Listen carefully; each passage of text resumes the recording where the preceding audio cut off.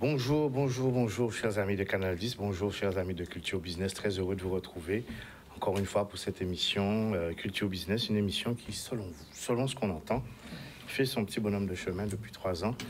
Et nous essayons modestement d'apporter notre contribution pour bâtir ce pays. Certains diront un département, nous on a choisi de dire pays. Vous nous direz, vous invitez, comment vous le qualifiez. Un pays, puisque nous avons une culture particulière, une manière d'être et un rapport à l'économie aussi qui est singulier. Nous l'affirmons, nous l'affichons et nous essayons tant bien que mal de le développer.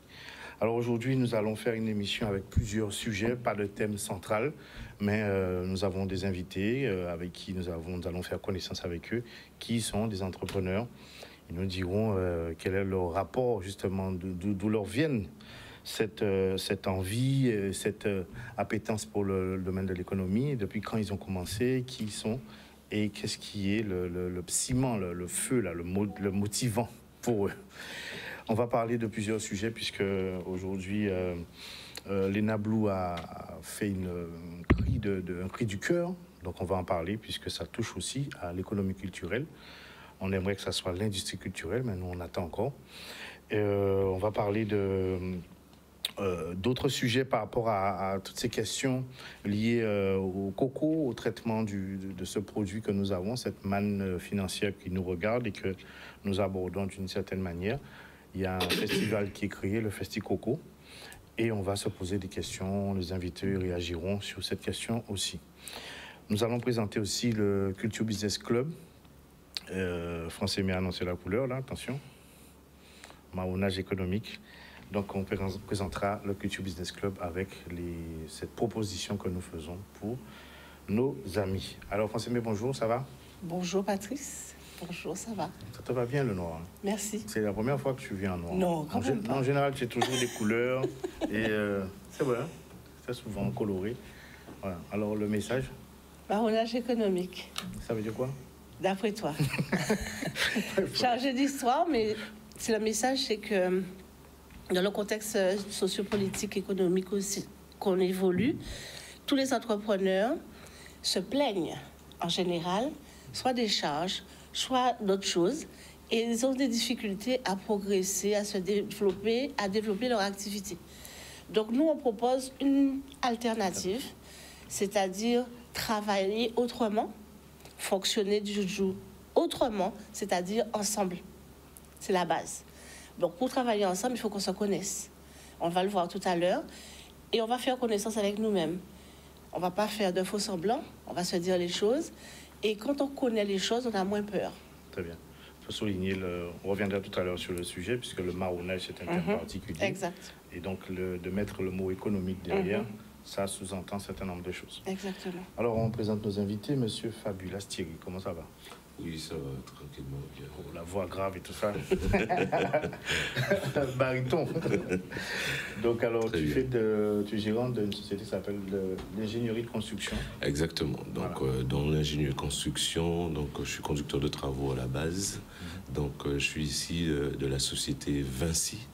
Ok, d'accord. Vinci, donc je suis resté chez Vinci pendant plus de 18 ans. Et ensuite, après, j'ai créé ma société ingénierie construction. Donc, ce qui fait que je travaille aussi pour moi et aussi pour les autres qui font appel à moi sur des chantiers auxquels, voilà, en fait. Très bien, tu es basé aussi à Marie-Galante, c'est ça? Tout à fait, ouais. Très bien. Marie-Galante, Guadeloupe et Martinique. Beaucoup de choses à dire. On a du plein de choses à dire sur le sujet. Alors, monsieur Steve Rouillard, comment ça va? Oui, ça va. Bien. On est là. Toi, tu es expert comptable, donc, économiste. Voilà. Tout à fait. Donc, je suis expert comptable. Je suis passionné d'économie aussi, de géopolitique. Et donc, j'accompagne les entreprises sur la Guadeloupe, Marie-Galante, en France, un peu partout, Martinique et tout. Et puis, bon, comme on dit... Moi, je suis au combat, puis on accompagne les entreprises. Il faut. Alors, juste à côté, monsieur Mozart, David. Oui, bonjour. Le prénom, c'est David. C'est David, d'accord. Famille Mozart. La famille Mozart. Voilà. C'est bien ça. Voilà. Très bien. Donc, toi, tu es agent commercial pour la société Ami Design. Je représente le groupe Ami Guadeloupe, d'accord. Et donc, on va vous présenter les différents projets qu'on a pour ce mois de mars et pour toute l'année 2024. Très bien. On nous a dit beaucoup de bien de toi. Bon, mais ça me fait plaisir. C'est vrai, c'est un jeune dynamique, beaucoup de bien, donc on va te le découvrir tout à l'heure. Alors Yann, si tu peux passer le sujet, s'il te plaît, l'audio.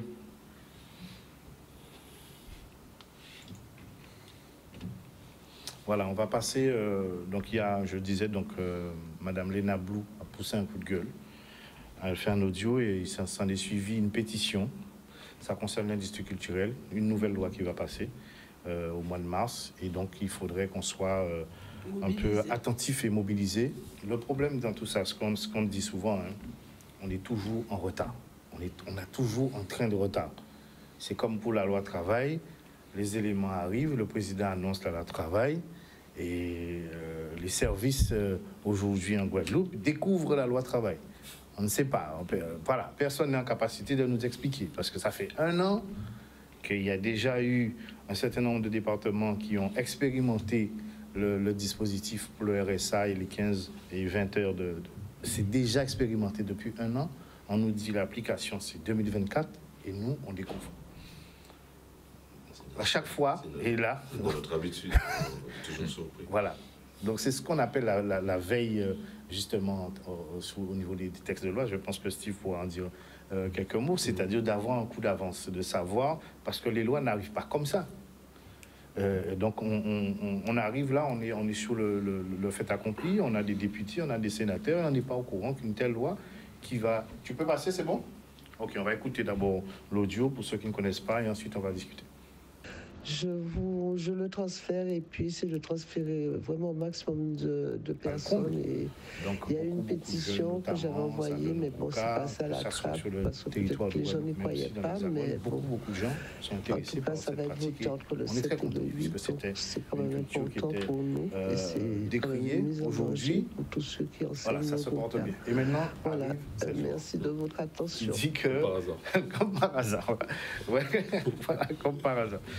Donc l'idée c'est de se dire, est-ce qu'il n'est pas trop tard, puisque la loi va passer au mois de mars, et pourquoi on réagit toujours, pourquoi on n'a pas, puisqu'on a des élus qui sont dans ces différentes instances, comment se fait-il qu'on réagit toujours? Je ne vais pas forcément poser cette question-là, mais je vais me demander, est-ce qu'il faut qu'on laisse aux élus la totale charge de notre devenir?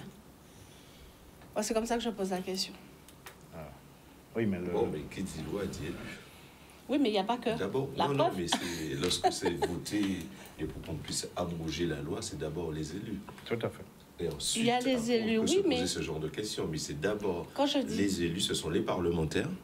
Ensuite, après la loi, pour que ça puisse être légalisé, donc il faut qu'abroger la loi pour qu'on puisse se dire, bon voilà, ok, c'est dans le circuit. Et ensuite, je pense qu'après, vient la question...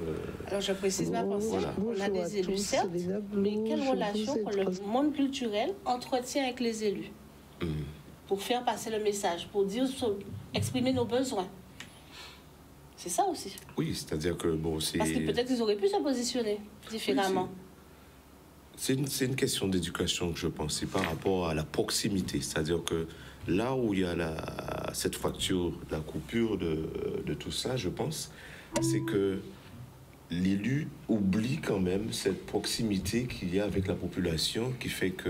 Qu'il a élu.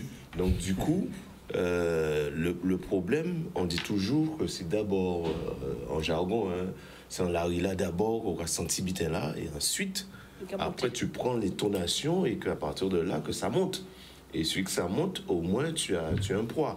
Parce qu'on a toujours pensé que, bon, de rester dans sa tour d'ivoire et de penser pour l'autre, et que penser pour l'autre ne veut pas dire que c'est la majorité qui pense ça. Et ce qui fait qu'après, on est surpris, après, on est dans ce décalage parce qu'on n'est pas en phase avec cette pensée. En fait, je comprends ce que tu dis. Moi, ce qui me choque, c'est-à-dire qu'on est sur un État décentralisé. Oui. L'État n'est pas en Guadeloupe, d'accord? C'est la preuve du contraire. Ça sous-entend que les lois, elles nous viennent d'en haut. Mais le monsieur tout le monde, le citoyen, ne peut pas savoir qu'une loi est en préparation. Et très souvent, ça nous arrive. Très, très, très souvent. Et on est on réagit toujours après et c'est plus compliqué de faire à beau génois. Regardez, rappelez-vous la loi, je crois que c'était l'article 11 sur la question qu'on puisse autoriser des Français de l'Hexagone à venir ici, à s'installer, d'avoir une subvention. On réagissait toujours après. Oui. Donc là, on doit déconstruire une loi, on doit se battre et tout ça. Mais tu disais tout à l'heure, la veille, est-ce que ça rentre en compte dans ce cas-là? Justement, c'est ce que je me pose comme question. Les élus, normalement, ils sont censés... c'est comme par exemple il y a eu une loi, la loi Laglaise. C'est M. Kiaba qui avait mis ça sur le tapis. On avait été demandé à M. Lurel. Ils ont dit, moi je ne suis pas au courant, je ne sais pas. Alors que c'est une loi qui existe. Donc il faut qu'on nous explique un peu comment ça fonctionne et pourquoi à chaque fois on est toujours dans une anticipation au lieu de voir un peu plus loin et d'être en amont dès le départ pour pouvoir mettre nos jalons et de dire voilà, concernant cette fameuse loi en question, et elle ne nous convient pas pour telle et telle raison, puisqu'elle remet en question toute notre question de patrimoine, la culture de la transmission orale, comment on va faire pour avoir un brevet professionnel en gros cas. Et qui va autoriser le brevet, c'est selon quelle institution, selon quel cadre. Alors, quelle académie? La structure qui va gauche. Maintenant, la loi va être modifiée et intégrer les danses régionales. Et comme nous sommes français, donc ça veut dire que nous faire toutes nos pratiques traditionnelles. En tout cas, il y a la pétition. Le hip-hop et je vous encourage à la signer. Franchement.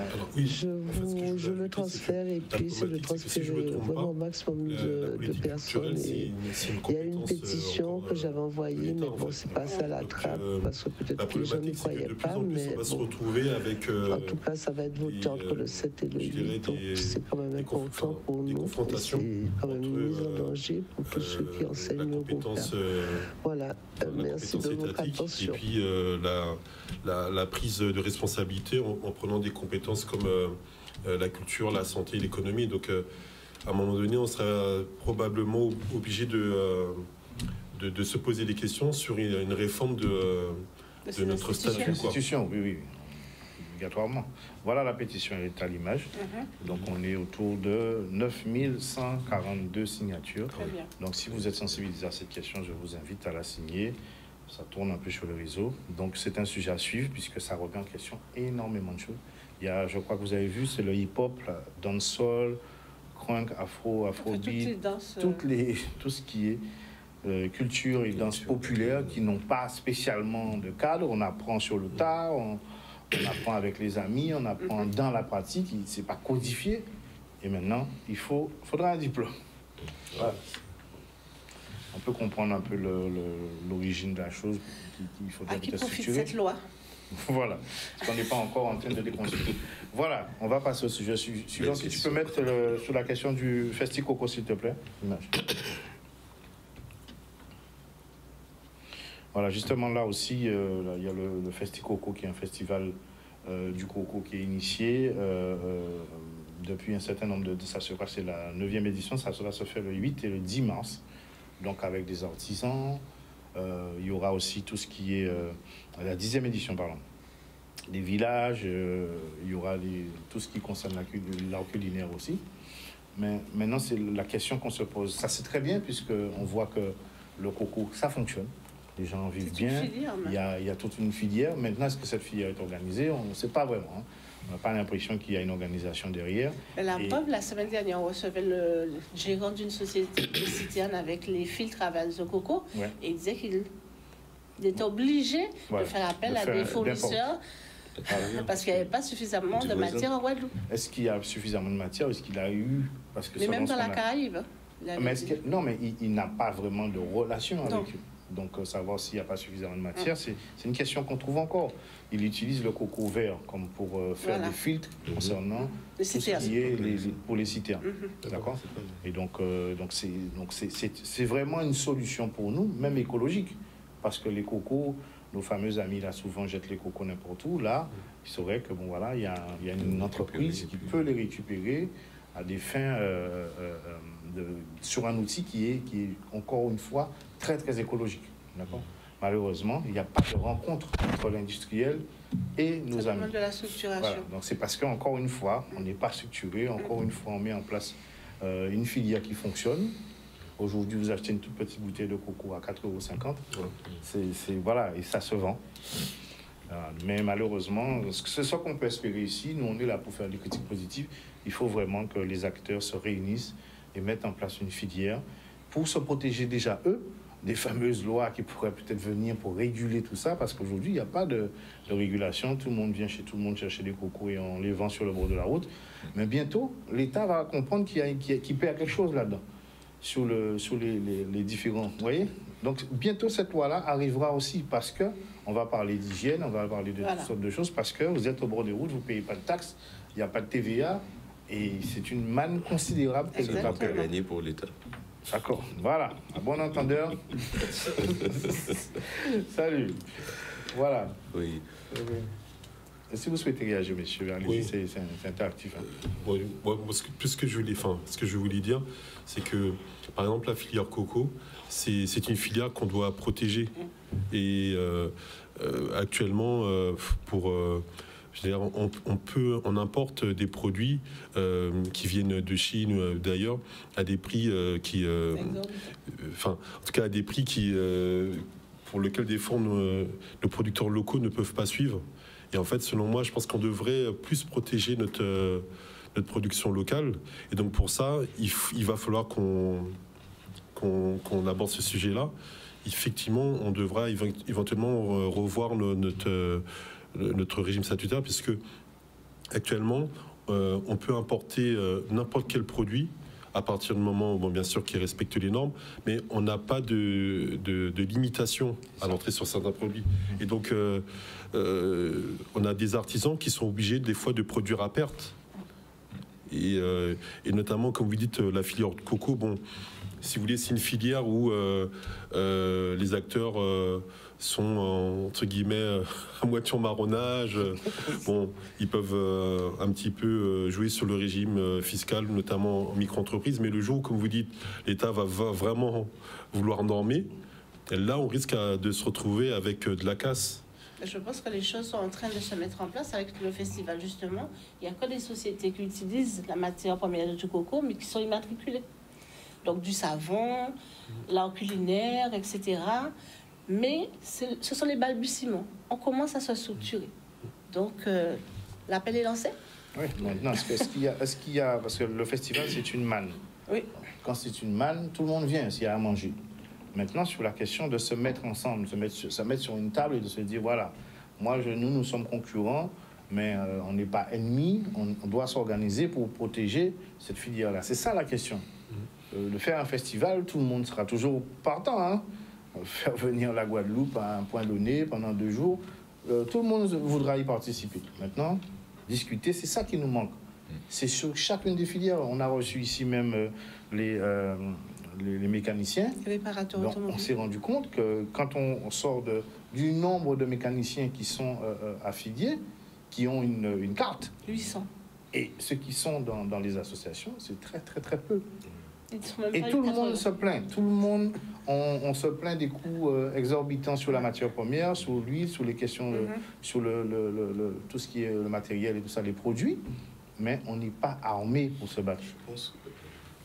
Je pense qu'en fait, il faut complètement déconstruire la politique vraiment en Guadeloupe. Il faut déconstruire cette politique. Cela veut dire par là que, si on regarde bien, c'est notre voisin de la Dominique, filière coco, qui a planté coco Concon par rapport à nous, et aussi en Afrique. D'accord? Donc, ce que je veux dire par là, c'est qu'en déconstruisant cette politique, on a cet atout qu'on appelle le schéma d'aménagement régional. Donc, ce schéma d'aménagement régional, ça permet aux instances, c'est-à-dire à la région, de mettre autour d'une table exactement la chance que nous avons. Là, on a l'archipel, c'est-à-dire que c'est bien définir, à savoir sous telle ou telle zone de la Guadeloupe, qu'est-ce qu'on peut faire, qu'est-ce qu'on peut produire et avec qui on peut produire afin qu'on puisse faire développer une vraie économie de la Guadeloupe. Mais en fait, c'est pas le cas. C'est pas le cas. Parce que si je prends bien l'exemple, c'est-à-dire que dans les années 45, c'était Marie-Galante, c'est pas parce que je suis Marie-Galantin, hein, mais Marie-Galante, c'était vraiment le vivrier exactement qui donnait à manger à la Guadeloupe. D'accord? Nous avons les Saint-Trois qui sont à côté, les Désiradiens qui sont à côté, qui sont experts à la pêche. Nous avons les deux îles, Grande-Terre, Basse-Terre. Donc, c'est de voir exactement comment développer exactement chaque partie, chaque type sur notre territoire. Et en faisant ça aussi, faire un séminaire, exactement, mais en faisant le séminaire, mais ce n'est pas un séminaire de palabres. C'est vraiment, il faut avoir cette culture, cet élan de se dire que, bon, voilà, comme j'aime bien dire, conquérant, c'est-à-dire on doit éduquer exactement notre population à penser autrement. Mais Thierry, voilà. Une question. Est-ce que la création des EPCI, la loi Notary, c'était pas ça l'objectif? Le découpage était fait par... Oui. Et donc à terme, on disait qu'il devait y avoir une communauté de la Basse-Terre et une communauté de la Grande-Terre avec Marie-Galante. C'était ça le principe. Quand on avait mis en place les communautés, c'était ça. Communauté de destin et qui devait justement... Et dans les compétences, il y a le développement économique. C'était bien ça l'origine. C'est bien ça. Mais depuis, qu'est-ce qui se passe? Depuis, on fait... Elles sont très souvent endettées, surendettées. Elles sont en incapacité, pour certaines, quelques-unes, y arrivent à impulser une dynamique économique. Parce qu'on devait normalement les faire fonctionner avec des cadres et faire en sorte que la force privée mette en place des solutions. Mais elles se retrouvent aussi endettées parce qu'elles sont surchargées d'employés dans les EPCI comme les communes. Oui. Qu'est-ce qui ne fonctionne pas? Alors, qu'est-ce qui ne fonctionne pas? Comme moi, je dis toujours, c'est aller vers l'autre, le rapprochement. C'est-à-dire qu'en fait, qui produit? Ce ne sont pas les politiciens qui produisent. Donc, évidemment, moi, j'étais salarié. À un moment donné, je me suis dit, bon, voilà, le domaine, on voit que je peux sortir salarié et créer mon entreprise et devoir le produire. Et cela veut dire que, bon, ce sont les entrepreneurs qui produisent, ce ne sont pas les politiques. Et c'est là où on fait l'inverse. En fait, le politique, on demande tout aux politiques et en même temps, le politique est là pour impulser vraiment ce dynamisme. Mais là où le politicien, en fait, celui qui nous dirige, en fait, fait l'erreur, je peux dire, c'est ne pas aller au contact. Et le contact fait en sorte que on sent l'impulsion, on sent le truc. Et maintenant, faisons ce contact en disant exactement, Kennedy le disait très bien, qu'est-ce que vous voulez? Pourtant, on a des institutions pour ça. Qu'est-ce que vous voulez? On a des institutions pour ça. C'est ne pas faire l'inverse. C'est de dire exactement, vous, qu'est-ce que vous voulez pour votre pays? Et comment vous voyez votre pays? Voyez? Et à partir de là, parce que, en fait, si on regarde bien, ce sont nous, en fait, qui produisons la Guadeloupe. Et c'est là où ils font la faute. C'est nous qui produisons la Guadeloupe, mais on n'est pas assez... Est-ce que ça veut dire qu'on n'est pas représenté au niveau des grandes instances, au niveau de la Guadeloupe? C'est pas qu'on n'est pas représenté. Comme je dis qu'à un moment donné, c'est quand on donne tout. Hein, c'est comme dans tout. C'est que ma question, c'est que est-ce que notre logiciel politique, c'est-à-dire, est à jour? C'est ça. Est-ce que le logiciel politique est à jour? Est-ce que la vision économique est à jour?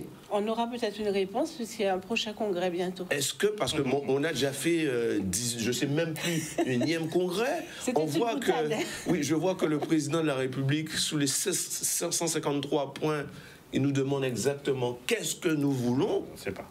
Mais le problème, c'est que ce n'est pas en restant de notre cocon, c'est-à-dire qu'entre nous, politiciens, on va pouvoir gérer et dire, voilà, c'est ce que veulent les Guadeloupéens. Non. Il faut interroger les il faut interroger les acteurs économiques, les vrais acteurs économiques de la Guadeloupe.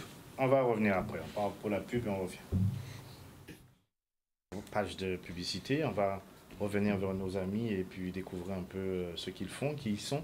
Donc, on va commencer d'abord par Thierry, comme tu avais déjà le crachoir au départ. Donc, je rappelle que tu gères la société Ingénierie Construction. Tout à fait. Et donc, justement sur comment toi tu t'organises dans ton métier par rapport aux contingences qu'on entend. Très souvent on dit que c'est difficile pour le monde du BTP, c'est compliqué. Comment ça fonctionne? Comme on dit toujours, hein, quand le bâtiment va, tout va. Tout va. Donc, aujourd'hui, de par les grosses commandes que tout le monde connaît, à savoir l'hôpital et puis le lycée que fait ICM, et puis voilà, si je peux dire, sur le marché de commandes n'est pas tellement rempli. Hein, pas tellement rempli. Donc, on se retourne parfois sur ce qu'on appelle la rénovation. La rénovation, donc ce qui existe déjà. Donc, du coup, on travaille là-dessus. Et que c'est à partir de là aussi que moi, je fais plus de rénovation. Donc, ça peut être de rénovation d'hôtels, de rénovation pour les particuliers. Et un peu lorsqu'on fait du gros œuvre, c'est plus un peu pour les particuliers, pour les privés, en fait, plus privé. Mais la commande publique, en elle-même, ça traîne un peu des pieds pour sortir, quoi. Donc, à partir de là... ça traîne pour payer après aussi. Exactement. Donc, ça traîne aussi pour payer. Donc, c'est pour ça que j'ai plusieurs casquettes. D'accord. Qu'est-ce que tu appelles l'ingénierie de construction? Alors, l'ingénierie de construction, c'est-à-dire que, bon, voilà, donc le client, il vient, donc il a envie de construire une maison, ou bien, admettons qu'il a déjà une maison, et il se dit, bon, voilà, j'ai des problèmes sous telle ou telle structure, de regarder est-ce que si techniquement, si vous venez chez moi et que je vous dis, bon voilà, j'ai envie de séparer un mur, à savoir ce qu'on appelle les murs porteurs, est-ce que je peux faire ça techniquement? Est-ce que ça va poser un problème au bâtiment, quoi? En fait, c'est ça. Et aussi, on a le conseil, ingénierie conseil, c'est-à-dire ingénierie conseil et ingénierie aussi suivi de chantier. Suivi de chantier. Et parfois aussi, j'aide beaucoup aussi, par exemple, les petits entrepreneurs. Ça m'arrive d'aider les entrepreneurs, par exemple, lorsqu'ils sont sous des grosses structures auxquelles j'étais avant, puisque j'ai bossé chez Vinci. J'étais conducteur de travaux chez Vinci. Alors, sur des choses donc, parfois, il y a d'autres sous-traitants lorsqu'ils travaillent pour ces grosses boîtes. Donc, du coup, ils ont du mal à faire leur situation de travaux. Ils ont du mal d'avoir une vision, de faire un planning pour qu'ils puissent mettre en retard. Parce qu'après, l'entreprise aussi donne des pénalités de retard. Donc, automatiquement, j'éduque parfois des autres petites, des micro-entreprises ou bien à aider. En fait, je fais leur suivi aussi. Je fais tout ce qui est administratif à ce sujet-là, quoi. Et pour les particuliers, il y a des questions financières aussi. Oui. Pour aller vers la banque, pour les projets de rénovation, par exemple, tu accompagnes aussi? Exactement. Ouais. Exactement. Pour les particuliers, pareil aussi. Donc en gros, c'est ça. Comment votre société est structurée?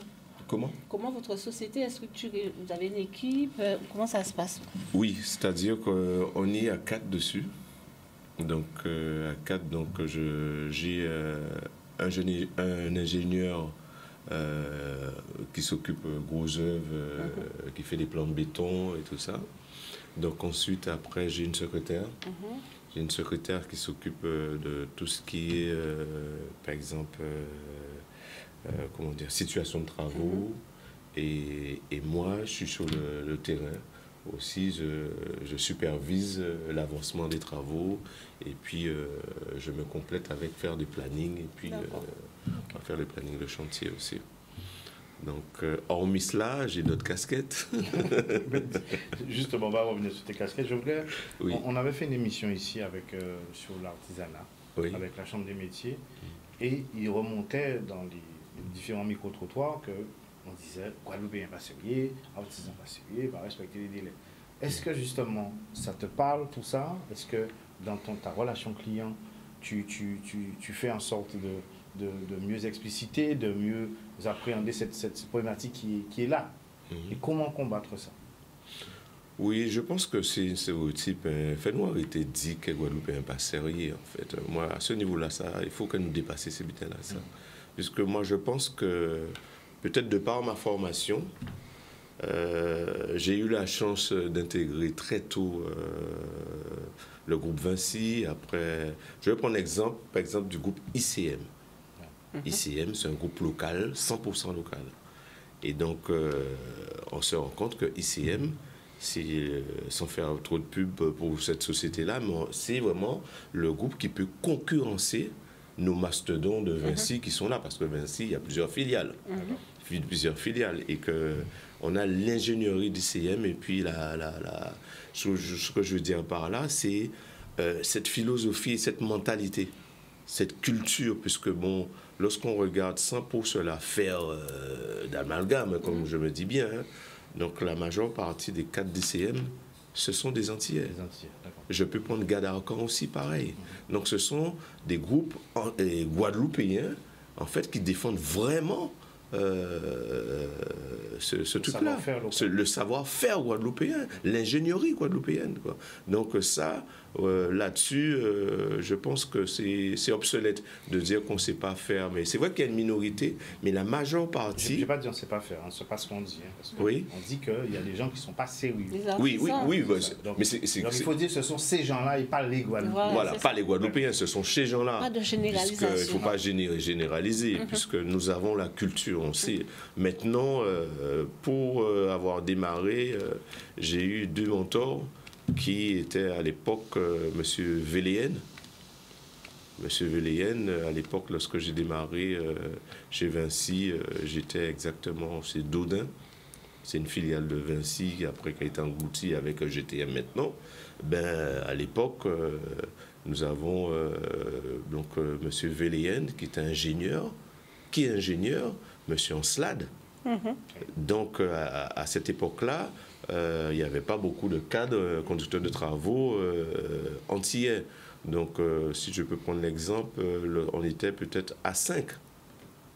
Lorsque je veux dire, dans cette grosse filiale de Vinci, admettons, sur les 14 conducteurs de travaux, on allait en trouver peut-être 3 Guadeloupéens seulement, 3 à 4 Guadeloupéens. Et donc, ça nous a formés, ça fait quelque chose que, après, tu as une autre culture, tu as une autre façon de voir les choses. Puisque, si je me rappelle bien, à mes débuts, donc, il y avait Daniel Cantaparadis, Tifo, il y avait moi-même, et puis il y avait 2 femmes qui sont toujours dedans aussi. Je crois que c'est Sandrine Laporte, et puis une autre encore qui est toujours chez ICM. Donc, c'est pour vous dire que la porte, elle était un peu restreinte. Mais ça nous a permis après de prendre nos petits bonhommes de chemin et ensuite d'avoir cette éducation qui fait que maintenant, qu'en Guadeloupe, nous avons le savoir-faire avec ces 2 gros groupes complètement 100% guadeloupéens. Tu as parlé de la commande publique. Oui. On a l'impression, quand on regarde un peu Jarry, il y a un fort dynamisme en termes de construction, mais ce sont des privés. Oui. Est-ce que les Guadeloupéens arrivent à justement se positionner sur ces constructions, sur ces bâtiments qui fleurissent un peu? Est-ce qu'il y a Oui. Sur ce marché-là, vous y répondez aussi? Oui. C'est-à-dire que oui, on répond par groupement, par exemple. Très bien. Donc l'union fait la force. Ouais, donc on répond par groupement. C'est-à-dire qu'admettons, par exemple, on sait qu'il y a un gros marché, donc on se dit, bon, toi, tu es spécialiste dans l'électricité, et donc toi, c'est dans les fluviales, dans telle ou telle chose, on se regroupe, et puis on parle d'une seule voix pour aller sur cette opération-là, et que ça fonctionne très bien. Donc l'hôpital, selon toi, c'est une réussite avec justement cette dynamique guadeloupéenne qui s'est proposée pour construire cet hôpital? Oui. Avant l'hôpital, il y a eu l'exemple, tout le monde passe devant, on a le lycée. Ah oui, de Bainbridge, c'est ça? Le lycée de Bainbridge. Magnifique. Hein. Qui est en train de se faire uniquement avec une entreprise guadeloupéenne. Ouais, 100% guadeloupéenne. C'est très beau. Voyez-vous? Et donc, et j'en passe, et d'autres qu'on a des réalisations qu'on a fait. Il y a aussi le Memorial Act. Donc, il y a le Memorial Act, il y a plein de choses qu'on sait faire. Le lycée de Port-Louis aussi. Le lycée de Port-Louis. Donc, tout ça fait en sorte que, bon, en fait, c'est par rapport à cela. Et puis, et ce qu'on a compris et que j'ai appris aussi, donc, c'est-à-dire que, bon, voilà. Maintenant, on sait faire comme eux, c'est-à-dire que ils arrivent en gros, et après, ils créent des filiales à côté. Mais c'est toujours la même personne qui dirige. Donc maintenant, on va aussi sur ce truc-là. Donc ce qui fait que même s'il y a un marché qui sort, Mais bon, c'est-à-dire la maison mère répond et aussi toutes les filières. Donc ce qui fait que... Est-ce que vous avez le soutien de nos élus sur ces fameuses clauses dans les appels d'offres? Est-ce que ces clauses régionales, les clauses sociales qui nous permettent d'avoir un patriotisme quelque part économique? Je vois que tu souris déjà. Vous voulez que j'ai des problèmes, mais j'y vais quand même. Non, je disais que en fait, c'est ce qui manque. D'accord. Okay. C'est cette volonté qui manque chez le politique. C'est se dire que bon, il ne suffit pas de le dire comment, il ne suffit pas que ce soit que le verbe, en disant que bon voilà, ok, oui on le fait, c'est priorité à échelle égale aux Guadeloupéens, donc c'est pas vraiment ce qui se fait. Mais ce que parce que nous en fait on est en train de se battre. On se bat entre nous. C'est-à-dire que bon, il y a un collègue ou tel chose va dire bon voilà, bon tu sais que il y a une opération qui sort là, donc qu'est-ce qu'on fait? Donc c'est là aujourd'hui qu'il manque le politicien. Mais comme nous on est majeurs, donc on fait ça. Ouais. On fait ça puisque vous organisez. Voilà, parce que s'il fallait attendre. Ce que je veux dire, parce que tout à l'heure tu as pris ça sur un angle comique en disant oui, je vais avoir des problèmes. Malheureusement, tous les pays, les grands pays dignes de ce nom, ils protègent leur marché intérieur. C'est pas un parti pris de faire ça. Vous voyez, c'est quelque chose de naturel. Vous allez aux États-Unis, tous les intrants sont taxés, c'est comme ça. Il n'y a qu'en Guadeloupe où voilà. En fait, on a l'impression que le politique doit faire ça discrètement pour essayer de positionner les Guadeloupéens. C'est ton rôle. Les appels d'offres sont quand même réglementés. Oui, mais ça change rien. Ces questions-là, les clauses sociales ou les clauses géographiques, c'est légal. C'est légal. C'est légal. Donc l'appel d'offres est réglementé, ça c'est clair. Mais bon, hormis l'appel d'offres, il y a des techniques. Il y a des techniques et puis il y a une façon de faire les choses.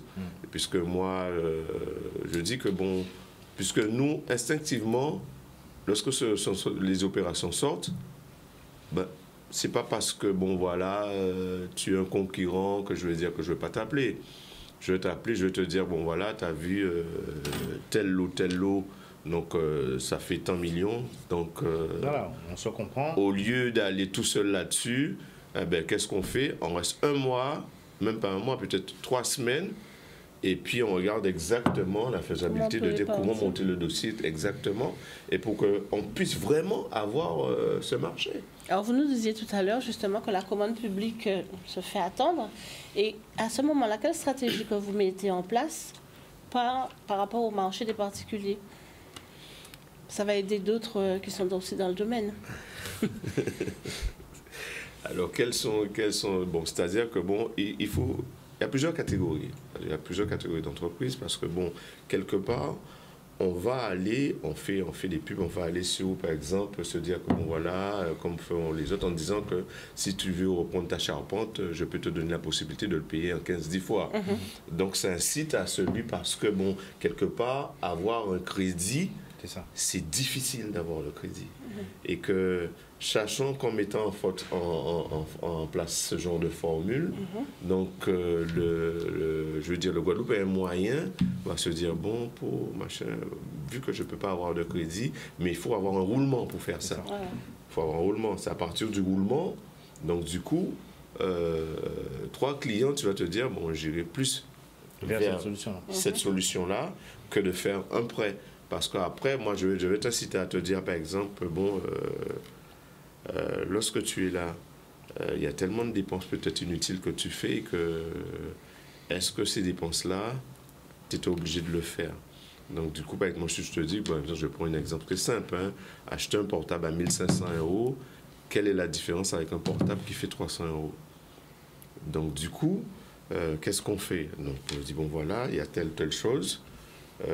On va travailler là-dessus. Je regarde exactement. Ah ouais, tu vas jusque-là? Eh bien oui. Il est obligé d'être à la proximité, bien sûr. C'est ça la proximité. Il est obligé. Ah oui, c'est ça la proximité. Dans l'intimité. Dans ton intimité. Parce que quand tu regardes le lever de côte, on voit tout de suite. Dans ton intimité. En fait, quand ce que je fais, Je suis le banquier. Donc je suis obligé, puisque aller chez un banquier, c'est ce qu'il va te demander. Voilà, c'est exactement la même chose. Amont, ouais. Donc je te prépare en amont de te dire, bon voilà, amène-moi ce genre de choses, et que moi, honnêtement, je te dis, est-ce que vraiment tu as besoin de ça? Est-ce que c'est une nécessité? Et après, je te dis, bon, je te laisse 2 mois, et pendant les 2 mois, en fait, c'est comme si c'est une réserve que je mets. J'ai mis des réserves en te disant, bon voilà, ça, on peut faire autrement, et ensuite viens me voir dans 2 mois, et après là, toi-même, de nature, est-ce que toi-même tu vois, est-ce que toi tu es capable de venir ou pas? Parce que si tu as fait vraiment le travail, tu vas voir est-ce que tu as économisé par rapport à des dépenses obsolètes, qui fait qu'après, que moi, à partir de ce budget-là, que tu auras fait de côté, et que moi, maintenant, je vais pouvoir te proposer en te disant, bon, en voyant certaines choses, donc par mois, si on est d'accord, on part sur ce principe-là, et que si tu tiens vraiment les choses, et que ça se fait. Très bien. Belle démarche. Monsieur Mozart. Oui. Alors, quel âge? Donc, du coup, 25 ans. 25 ans. Voilà. Ouais. Du coup, je représente le groupe AMI, Guadeloupe. Donc, on va mettre les images. Vous avez une grande braderie, c'est ça? On a une grande braderie le 16, donc de 9h à 19h, où vous aurez la possibilité justement de voir nos 2 magasins, donc AMI Concept Store et AMI Design. Donc c'est du mobilier extérieur, intérieur. On va de la cuisine au salon, d'accord, les ustensiles de cuisine. Vraiment, c'est vraiment du matériel de qualité, épuré, d'accord. Vous aurez aussi sur place la possibilité d'être accompagné par Christelle Isidore, designeuse en intérieur, d'accord. Il y aura des cadeaux à gagner, il y aura comment on appelle ça, des bons d'achat, d'accord, et aussi de la restauration sur place qui vous permettra de passer une journée. On va mettre l'image parce que je crois que vous êtes jusqu'à 70% extraordinaire, d'accord. Et on a la partie aussi immobilier. Donc là, c'est AMI Immobilier. Nous, en tant qu'agents commerciaux, avec mes collègues, nous sommes sur place aussi pour discuter, parler, accompagner les clients. D'accord. Donc vous pourrez vraiment venir avec vos projets, vos idées. Vous serez accompagné de toutes parts pour passer une excellente journée. Ouais, c'est un groupe familial. C'est un groupe familial. Et donc, ce groupe existe depuis combien de temps? Ça fait 3 ans. D'accord. En tout cas que l'agence immobilière a débuté. Et les 2 autres magasins, 2 ans et 1 an. D'accord. Et c'est vraiment un groupe de partage, confiance, échange, transparence avec les clients et entre nous-mêmes pour que justement le Guadeloupéen puisse avancer et que tout le monde puisse trouver son compte. On va mettre l'affiche quand il y a les prêts. Donc c'est le 16 mars, voilà, le rendez-vous. Voilà. Donc, vous expliquez où se situent les magasins? Alors le magasin où se passera la braderie se situe rue Ferdinand Forest, en face de la caisse d'épargne. D'accord. Donc de toute façon il y aura un chapiteau, il y aura de l'animation, vous le verrez. Et AMI Concept Store, donc le magasin extérieur, se situe à la rue Becquerel, d'accord. Donc là c'est là où il y a tout l'extérieur, l'ameublement extérieur, parasol, on en a de toutes les couleurs. Alors, quelle est la place de tout ce qui est l'artisanat local dans la partie décoration? Alors l'artisanat local, à mon sens, c'est vraiment apporter cette petite touche pays, d'accord, chez nous, avec des designs modernes, d'accord, pour justement se sentir au pays avec les produits qu'on travaille, mais toujours avec ce côté du quotidien, avec la vie qu'on... Donc vous avez des prestataires qui vous amènent des produits, des prestataires locaux? Voilà, on travaille à l'étranger, on travaille aussi avec des prestataires locaux, d'accord, on a vraiment du choix. Je vais trouver une lampe en bois fouillé, non? Peut-être pas en bois fouillé, mais vous trouvez des lampes, des produits pays, et vous pourrez aménager votre intérieur, extérieur à votre guise. Comment la relation se fait? On a parlé tout à l'heure de filière. Désolé, je suis dans Culture Business, on veut tout savoir. Et ce qui est important pour nous, c'est justement le lien, le ciment. C'est-à-dire que vous êtes une interface, et il y a des prestataires extérieurs quelle est la relation entre vous et... Alors moi, je vais vous parler au niveau de l'immobilier. Donc on travaille, l'immobilier, moi, ça m'a apporté beaucoup. D'accord. On rencontre beaucoup de monde, on rencontre des gens de toutes catégories sociales, d'accord. Et on apporte vraiment, nous, notre expertise. On essaye de donner à chacun l'opportunité de se projeter, d'accord. Et aussi, mes collègues de l'ameublement, c'est la même chose, d'accord. Et pour que tout le monde puisse avoir cette opportunité, en Guadeloupe en tout cas, d'acheter, de vendre, de vivre, de profiter de son pays. C'est l'objectif. Il y a un défi de taille sur la question de l'immobilier aujourd'hui. avec l'indivision, avec tout ce qu'on entend, tout ça, on a l'impression que... C'est vrai que c'est plus accentué, en tout cas, dans nos pays, donc Guadeloupe, Martinique, Guyane, c'est vraiment ce problème d'indivision qui revient assez souvent.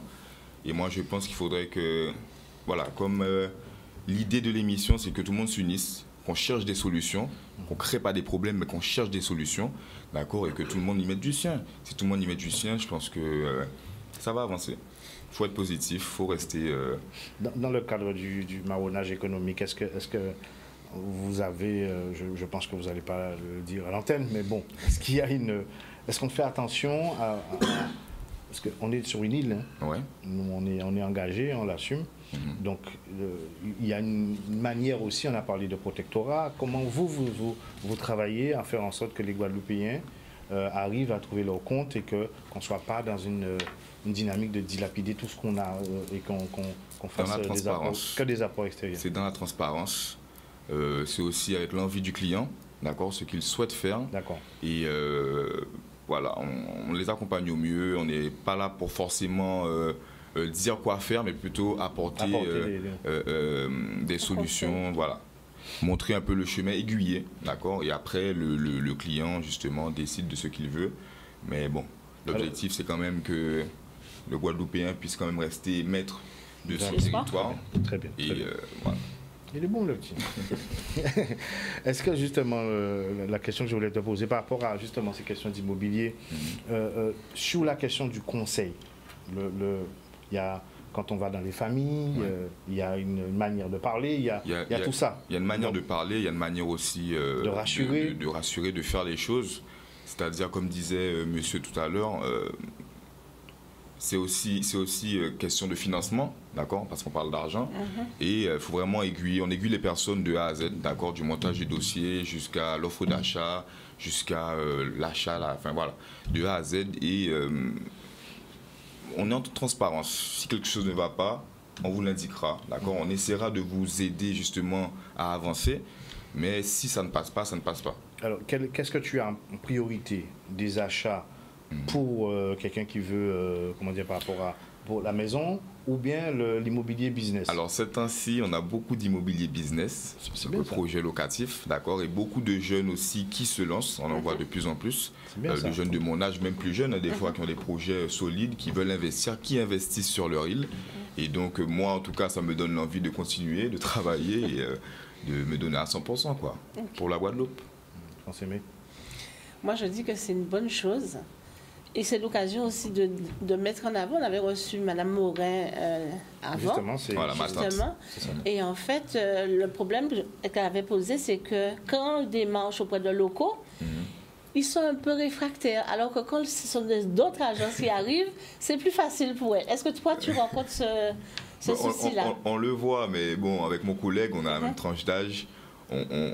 Moi, je considère mes clients un peu comme si c'était des membres de ma famille. C'est pour ça que je vous parle de transparence et de confiance. Et c'est vraiment amener les gens dans une dynamique pour avancer. D'accord? Et s'ils sont réfractaires, bon, ben, je ne peux pas, les forcer. Mais dans tous les cas, on essaie vraiment de donner tous les éléments pour que la personne se sente en confiance, en sécurité. Parce qu'il faut savoir qu'on est une agence quand même guadeloupéenne, d'accord? Donc on est là pour le Guadeloupéen. Surtout dans ce secteur, il y a beaucoup d'agences il y en a beaucoup. Avec des grandes enseignes. On se démarque qui sont ici. En étant investi. Moi j'avais une question, en termes de volume, est-ce que c'est calme ou bien tu sens une croissance en début d'année, ça monte tranquillement, tout doucement. Mais ça monte et puis bon, avec... on sait bien que les taux banquiers tendent à descendre, donc au fur et à mesure, on avisera. Et en moyenne, le prix d'une maison, en moyenne, ça dépend. F3, c'est... Un F3, on va dire, sur les abîmes, on peut aller en 105 000, d'accord, 130 000, ça dépend vraiment. Du bien, de la situation, de ce qu'il y a à faire, c'est pour ça qu'on est là, pour expertiser et justement donner des prix. Pointe-à-Pitre, zone urbaine, ça marche? Alors, Pointe-à-Pitre, moi, ça a été longtemps une ville un peu mystique, dans le sens où toute ma jeunesse, j'ai vu Pointe-à-Pitre en mouvement, bouger. D'accord, il y avait des choses tout le temps à Pointe-à-Pitre, place de la Victoire. Et c'est vrai que plus les années passent et plus on sent que Pointe-à-Pitre commence à s'appauvrir, en tout cas au niveau de l'immobilier. D'accord, et c'est vrai que avec mes collègues, donc on cherche un peu dans tous les secteurs, on a cherché sur Pointe-à-Pitre et on retrouve des investisseurs, d'accord, qui sont dans la rénovation, d'accord, donc je pense que vous connaissez monsieur, et qui justement remettent Pointe-à-Pitre d'aplomb au fur et à mesure. On a des bâtiments qui retrouvent leur couleur, d'accord, qui retrouvent leur saveur, et j'espère retrouver le Pointe-à-Pitre d'antan que cette ville chère à nos cœurs puisse retrouver son dynamisme. Bon, bien cher monsieur. J'achète, hein, c'est bon. Non, moi j'aime ça, j'aime voir les jeunes. Nous on encourage la jeunesse. On encourage la jeunesse. Et, tu sais, ça qui est bien, c'est pas juste un jeune, c'est pas un virus, un jeune, mais c'est la manière, tu vois, l'excellence. Et là, ton discours est clair, tu donnes envie, il rassure. Donc, tu vois, on sent quelqu'un qui est en passion pour son métier et qui aime ça. Vous voyez, voilà, ça se ressent. Voilà, merci bien.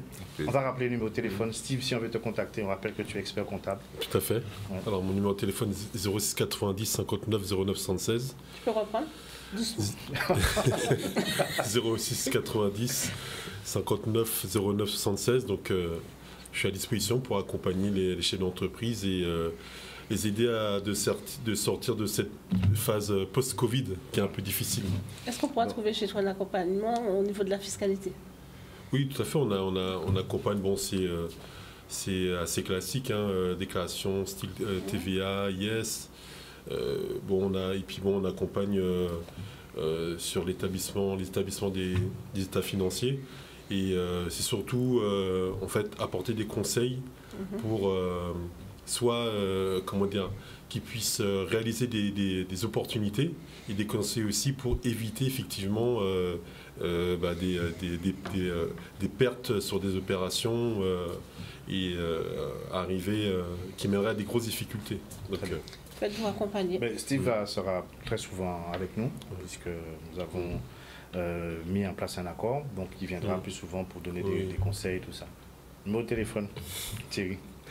Oui, Thierry Fabulas. Donc le téléphone, c'est le 0690 61 01 29. Donc ce que je peux dire par là, il faut que les gens puissent savoir que être propriétaire avec nous, c'est pas un rêve, ça peut être la réalité en me contactant par ce numéro. En fait. Très bien. Rappelle la date pour ton... Alors, la date, c'est le 16 de 9h à 19h et un contact au 0690 30 37 38. Très bien. Voilà. Tu viendras rappeler ça, hein? D'accord. Pensez-moi, les entrepreneurs inarrêtables. Toujours l'aplomb, toujours le numéro 06 90 63 51 90 pour l'accompagnement, pour développer surtout la gestion financière. Le site internet lesentrepreneurinarrêtables.com, tout simple. Voilà, merci beaucoup. Bon appétit à ceux qui nous regardent. On se retrouve la semaine prochaine. Merci à vous tous. Merci à Yann pour la réalisation.